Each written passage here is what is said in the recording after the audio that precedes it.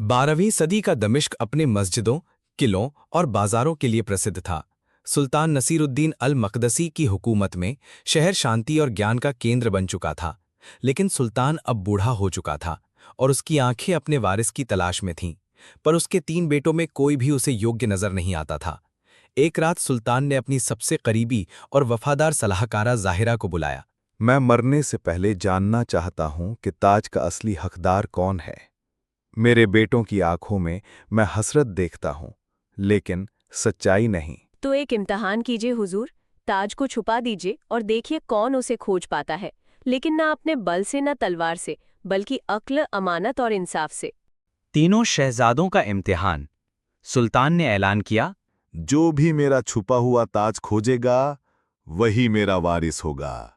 शहजादा अजीम सबसे बड़ा, बहादुर था लेकिन घमंडी। शहजादा बासिल मंझला, चालाक था लेकिन मक्कार। शहजादा कमर सबसे छोटा, शांत और दरवेशों से मेलजोल रखने वाला था। ताज के छुपने के एक दिन बाद तीनों भाई अलग अलग दिशाओं में निकल पड़े। अजीम की ताकत। अजीम पहाड़ों की ओर गया। वो समझता था कि ताज किसी गुफा में होगा। वो तलवार के बल से पहरेदारों को हटाता गया। अंत में उसे एक पुरानी गुफा में एक चमचमाता मुकुट मिला, लेकिन वो नकली था और उसके साथ एक चिट्ठी थी। ताकत से नहीं, इरादे से हक मिलता है। बासिल की चालाकी।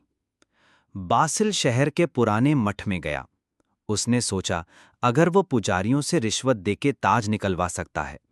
उसने सोने की मोहरें दी, झूठ बोला, पुराने दस्तावेजों में हेराफेरी की, लेकिन जो ताज उसे मिला वो भी नकली निकला, और साथ में एक पर्ची। धोखे से नहीं, सच्चाई से तख्त हासिल होता है। कमर की सच्चाई। कमर पुरानी लाइब्रेरी की ओर गया, वही जगह जहां कभी सुल्तान खुद किताबें पढ़ाया करता था।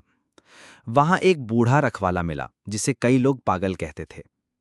कमर ने उसे सलाम किया, बात की, पानी पिलाया और पूछा, क्या आप जानते हैं ताज कहाँ है? बूढ़ा मुस्कुराया और कहा। ताज वहां है जहां इंसान अपना सच पहचानता है। कमर कुछ समझा नहीं, लेकिन उसने लाइब्रेरी की दीवारों, किताबों को ध्यान से देखा।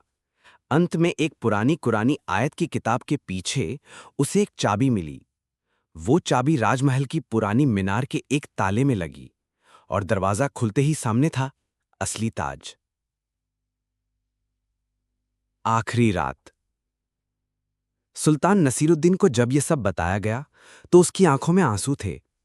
कमर को अपने पास बुलाकर उसने कहा, शहजादे कमर, तूने ना तलवार चलाई, ना धोखा दिया, बल्कि सच्चाई, सेवा और अक्ल से ताज पाया। तू ही मेरा असली वारिस है। उसी रात सुल्तान ने दुनिया को अलविदा कहा।